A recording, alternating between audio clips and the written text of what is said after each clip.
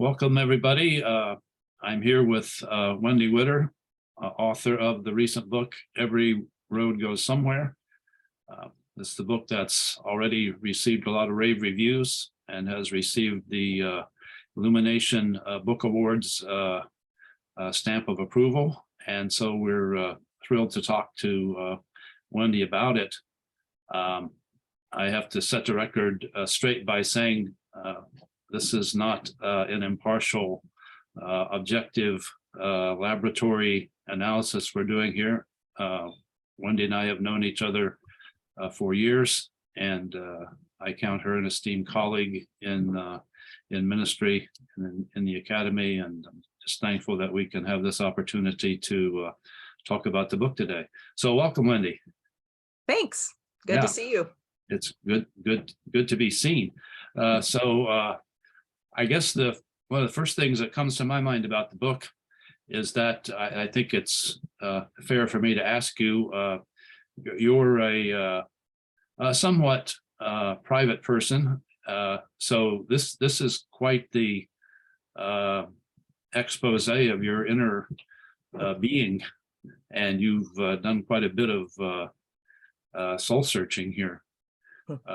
So tell us about that. Yeah, it's not an academic book in that way, and I've actually found though that while I'm very private when you talk to me and in groups, I'm an introvert for the most part. When I write, it's sort of an unleashing of all those things that I often don't say. So I think writing has always been that sort of, I don't want to say therapy, but a way of processing. I'm not the first one to say that I don't know what I'm thinking until I write it, until I type it. It's how I express thoughts. And so this book it actually reflects and has behind it a lot of journaling from the years and a lot of letter writing to good friends, processing life. And it sort of brings all of that together into what I think and hope is a coherent making sense of a mess. So yeah, that's. I think I've reached midlife, and I think a lot of people at midlife look at all the things that have come before and they don't necessarily make sense. For some people, it maybe makes more sense than others, but mine was just a mess. I could not make sense of all the disparate pieces that got me to wherever I was, and I didn't know where that was. Mm-hmm. And so the process of putting this book together was really the process of figuring out what part of what God had been doing all those years and all those messes. Yeah, so I was amazed at the level of detail in the book.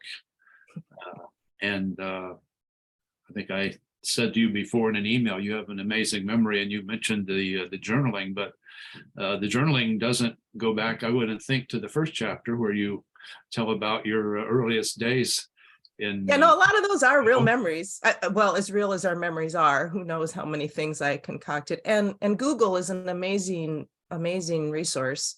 In my head, I have where my childhood home was located, but I've been there since, and Google could lay out the map for me so I could orient where everything was and figure out distances that I didn't remember. So, there's research too. It's not just straight up memory, which isn't always very reliable. Yeah. So what kind of a process was going on here with this? How long ago did you start, and how long did it take? And did it just come pouring out, or did it come out a little bit here and there, or how did it go? Yeah, no, it actually. So I arrived at midlife. I won't say how many years ago. I don't know when midlife starts, but I feel like I sort of got thrown into it, and it was not at all where I expected to be. And God pulled a number of surprises on me, and I ended up, married when I didn't think I would ever be married, and trying to make sense of a career that never happened, but yet a degree that did happen for a career, and different attempts at trying to find a job that would use the gifts that I thought God had given me to use. And in 2020, which was 4 or 5 years after I got married, I was just really in a place of confusion, um, adjusting to a new life after thinking you know where you're going and where you're going to end up, and then realizing that's not at all where you are. And getting married on top of that is really earth shaking at midlife. And so I was in search of some sort of outside help, looking someone who could help me just think through where am I? How the heck did I get here? And where do I go now? And one of my good friends connected me with a spiritual director, which I had never done that before. And she was offering some online spiritual formation courses, and included with the course were some free, it was included in the cost, sessions with her one-on-one. I thought, well, that's actually what I want. I want those one-on-one sessions, but I'll just take this class because, I get these things free. So this course was called Stepping into the Story. And it was a small group, small little cohort. And the point of the class was to sort of look back at all the things and places that God had been doing and taking me, and trying to make sense of them, figuring out where in the story I am and how I got here. And so working through that class was really what helped me put these pieces together. And it was after that class and then another class that I took with the same group, that I started to think, okay, I think there's a story here. I think I have a better idea of what God's been doing and what he's been trying to teach me.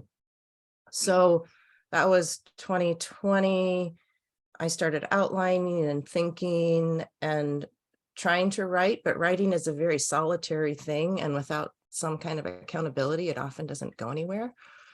So in spring of 2021, an old friend had read something I wrote online, and she said, "Hey, do you want to meet on Zoom every couple of weeks and just swap things that we're writing and, keep each other accountable?" I said, "Sure." So every 2 weeks we sent each other 10 pages of what we were working on.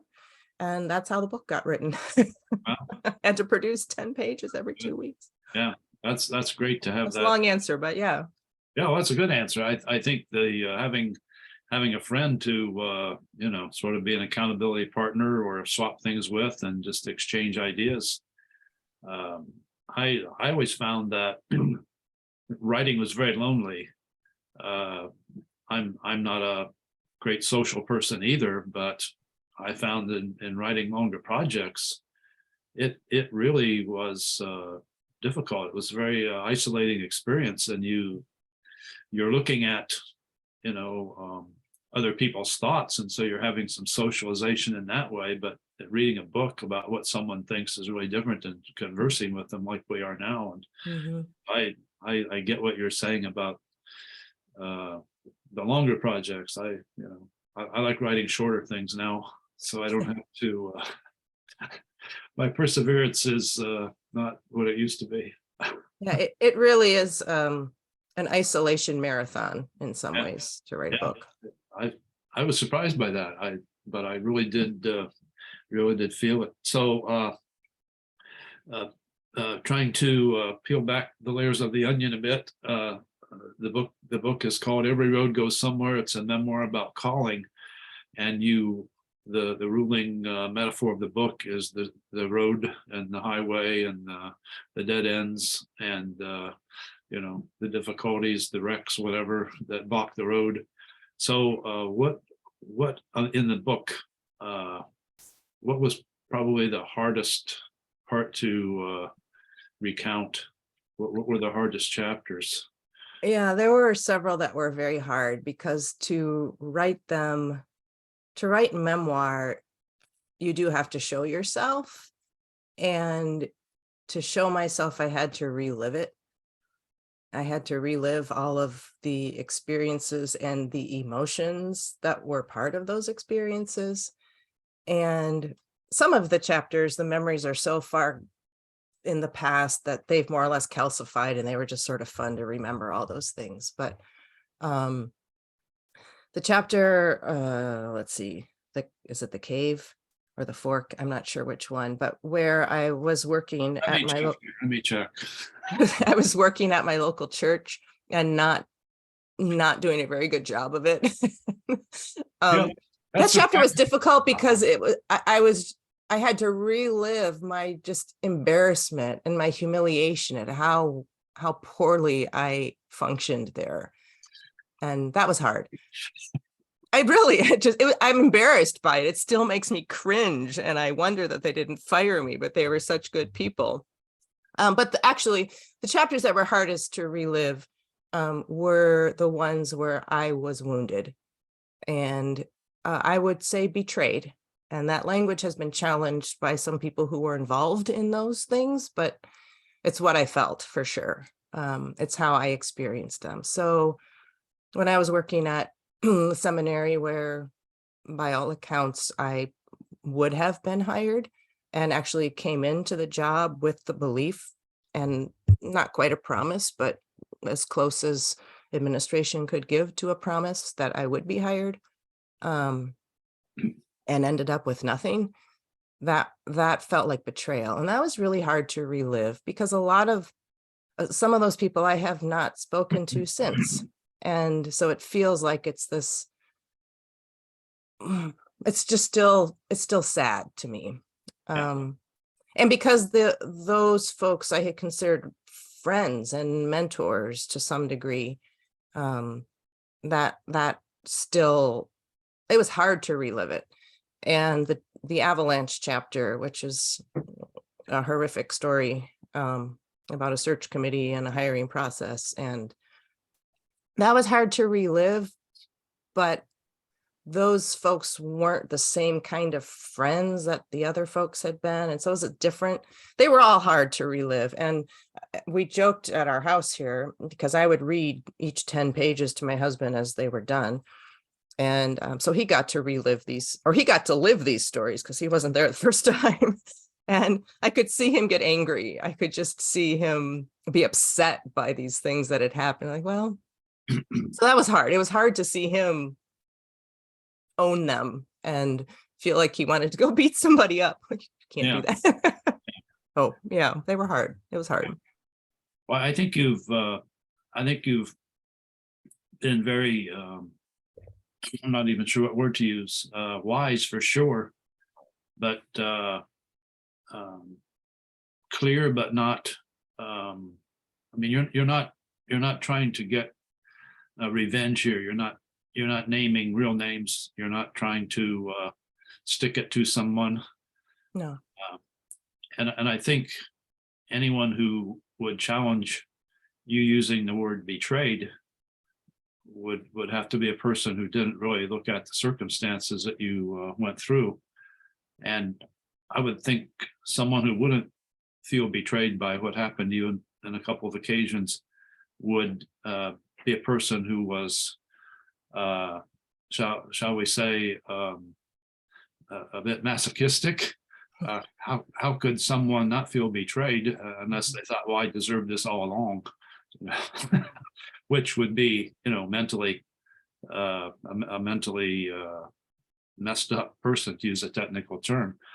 So I guess, I don't know. I thought you did a masterful job with the topic. I think the book comes across as an honest book, but not a book that is attempting to exploit situations to be,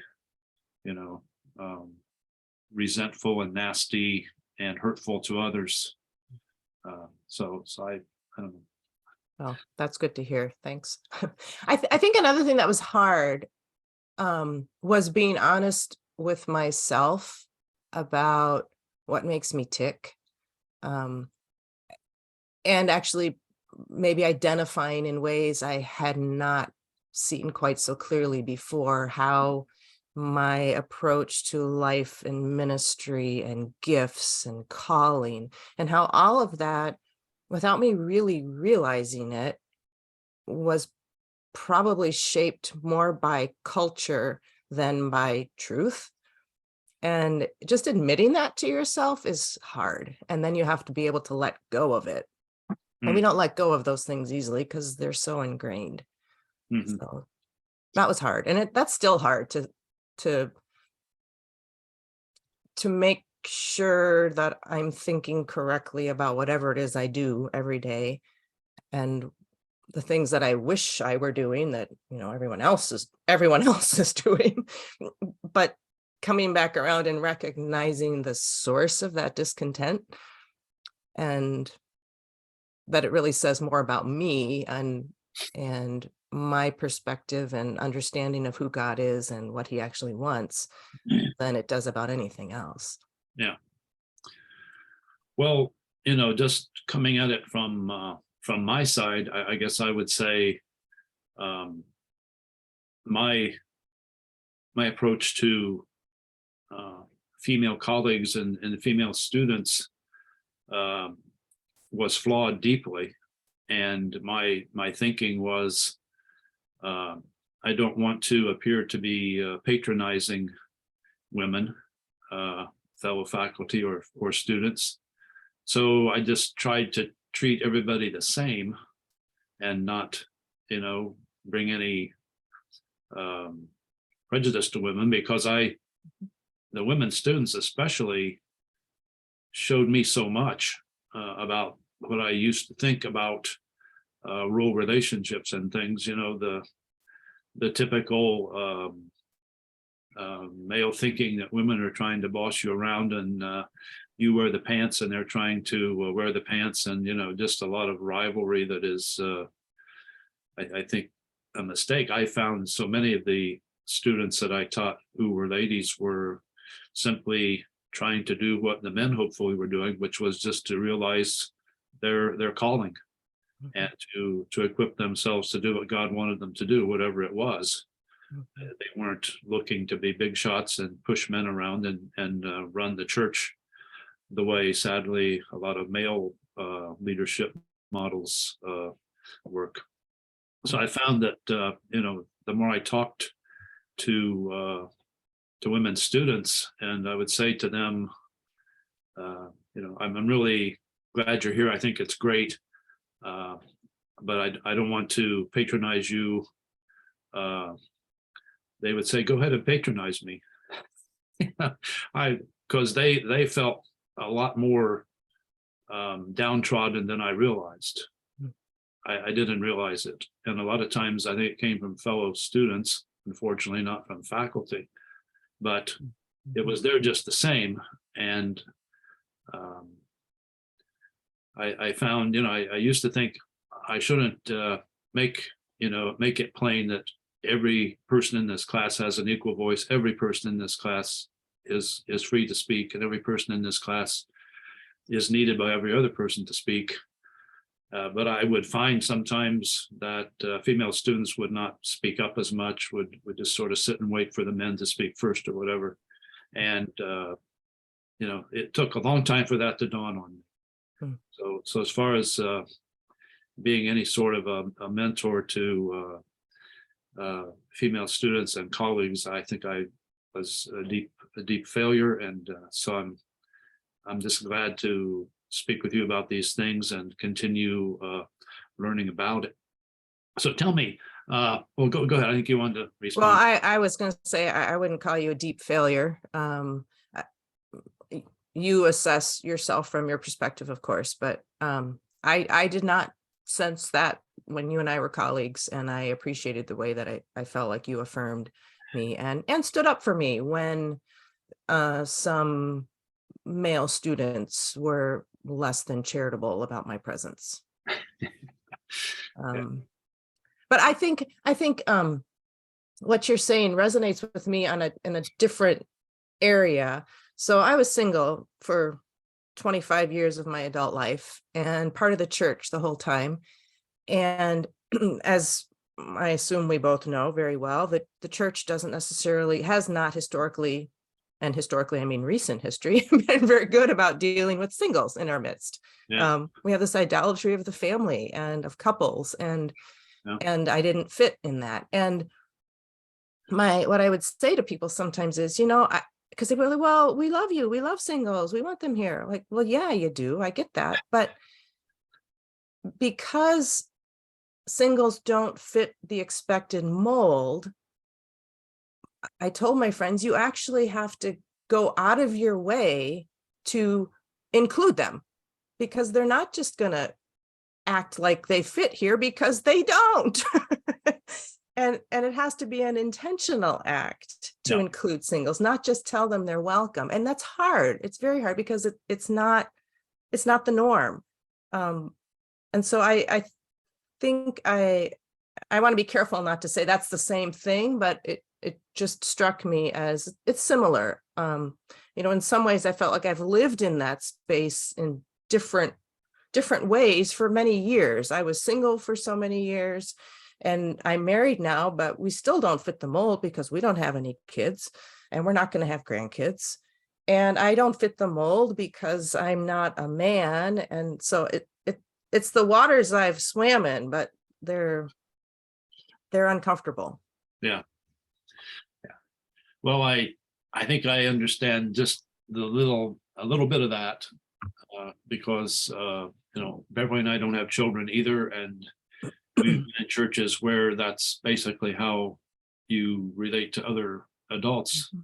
You relate to them in terms of what their kids are doing and what your kids are doing. So if you don't have children, you don't have a lot to say. Mhm. And it's just people are preoccupied with their own situations, and they gravitate to people who are similarly preoccupied, and that's reality. And I get that. I do the same thing. Yeah. You get that you're a little different, but you'd like to have people still initiate something rather than you always having to initiate. But so I understand that. And excuse me, you're very, very kind to what you say about me. This isn't about me, but I know it's not. I find myself as my granddad used to say, a day late and a dollar short to a lot of these types of things. So I'm still learning for sure. So tell me, we have these two polarized groups out here. I don't like either of the terms. We got your egalitarians, and I think I went to the left on that, right? Because they're the liberals, and we got our rock solid conservative complementarians over here. They're keeping the faith. And so we have what's the, and there's some terminology in the story about David and Samson there. People were got their lines set up in dread array or something in the King James. There's something like that in there. Yeah. And so, I did a blog a while back, a few years ago, when there was a conference that I was sort of plugging on the website, where I sort of compared it to trench warfare in World War I, and had a picture of some people deep in the trench with a periscope trying to look out over the top as to where the enemy was. And sadly, the recent conflict in Ukraine has reminded us all of that. But what can your book contribute, not to the further entrenchment and further warfare between these camps, but to help people get other people as fellow believers who are just trying to follow their conscience and follow their calling and do what they believe God is calling them to do. So if an egalitarian, I think I've tried to go ahead. I'm sorry, my fault. Go ahead. I think I've tried to spend my time in no man's land. That's where I tried to live. Because I didn't want my life and my study to be identified and then consumed with an issue that in a lot of ways was just not related to what I was trying to do. I wanted to study and teach and learn the Bible and help people understand the Bible. And there's a whole lot more in the Bible than that. So I tried to live in no man's land, and that didn't work very well. I tried, but yeah. And I still tried to live there, honestly. I don't like to talk about it. I try to avoid it. because I'm not going to make anybody happy with my answers, or I'll make them happy or them happy, but not both. And I think, well, I hope that my book is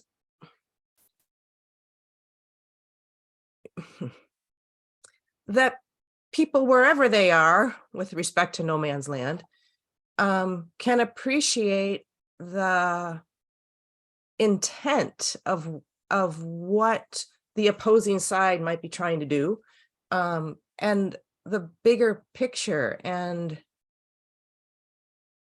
I mean, I don't necessarily take a side in the book, although, I mean, that's not the point of the book. I Right. had someone tell me, I'd asked a friend to think about endorsing it, and I should not have put that on this person's plate. It was my fault. But the response I got was, well, if I want to, I haven't read it, but if it's going to be a defense of women ministry XYZ, then I wouldn't be able to. I'm like, well, I wanted to weep. Yeah. Because I thought, you're my friend. Yeah. And you know my heart, and you know what I have studied, and the things that I achieved so that I could do X and not Y. And who cares if I wanted to do Y? Is it a hill to die on? And Yeah. so many people have died on it. Yeah. And I got killed on it once. So it's really personal to me, but I hate it. I just hate the topic. I hate the argument. I hate the debate. I once called you in an 11th hour emergency so you could remind me what the points were that I needed to say. It's like, I don't remember it. I don't think about that. That's not in my, it's not where I live. I live in the rest of the Bible. You live in your calling. Yeah, I try to. And you just want to study and teach the Bible for the good of the church and the glory of God. Yeah. And these other things are secondary to that. I thought they were for some, Yeah. but for so many people, they're not. And that grieves me. Yeah. In one of the later chapters, I had some male friends cry over coffee with me for my own tragedy, but also for what it reflected about the church and the losses that the church was sustaining because of the argument. Yeah. Yeah, I guess what I would like to see is people quit writing books against each other and writing books for each other. In other words, just, okay, these are the views. You have your view, I have my view. We both purport to follow Jesus. We both purport to want to build the church to bring glory to God. So, let's just get real here. I remember several years ago, the book by, what's her name? Carolyn Custis James came to my mind, Half the Church. Mm-hmm.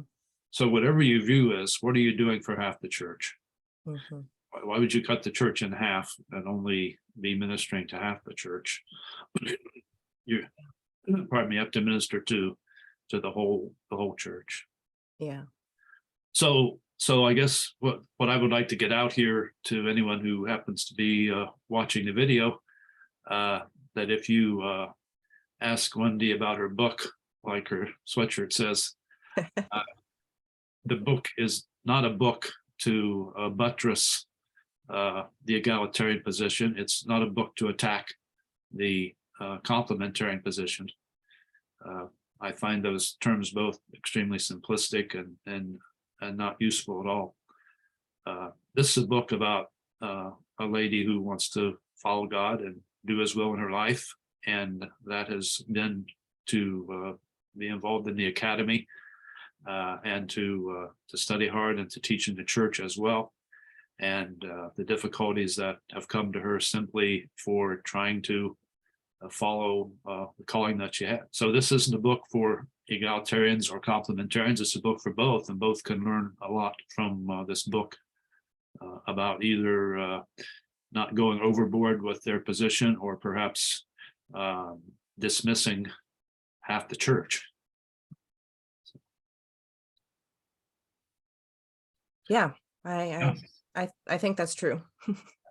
So I was thinking about it in these sort of terms of sort of a bifurcation. What would an egalitarian learn from the book? What would a complementarian? What would a woman learn from the book? What would a man learn from the book? What would a pastor learn from the book? What would a seminary dean or a faculty member learn from the book about the struggles that you faced? Do you have any thoughts further on that, or should we move on?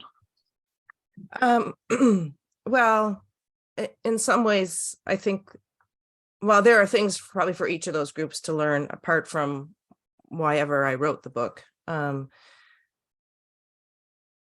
think the heart of what I'm getting at has grown out of a frustration with how we talk about calling and vocation. And a lot of this is perhaps because of the way I grew up and what I brought into my own belief systems as I learned them. But I feel like in my experience, and I know this was true for me, I cannot say whether it's true for everybody else, but I had a sense that almost this glorification of calling, follow God's calling. What does God want you to do? And when you figure that out, pursue it. And I did not have a clear answer on what God wanted me to do. And that's really clear in the book, I assume, that I just followed the next step. And the next step took me to where I at one point I did have a clear sense of, well, I really think this is what God wants me to do. This is what he's called me to do. So let's go do it. And that's cheered, you know what God wants you to do. And then you pursue all the things to do it. And then when none of it happens because God puts roadblocks in your way, well, then what?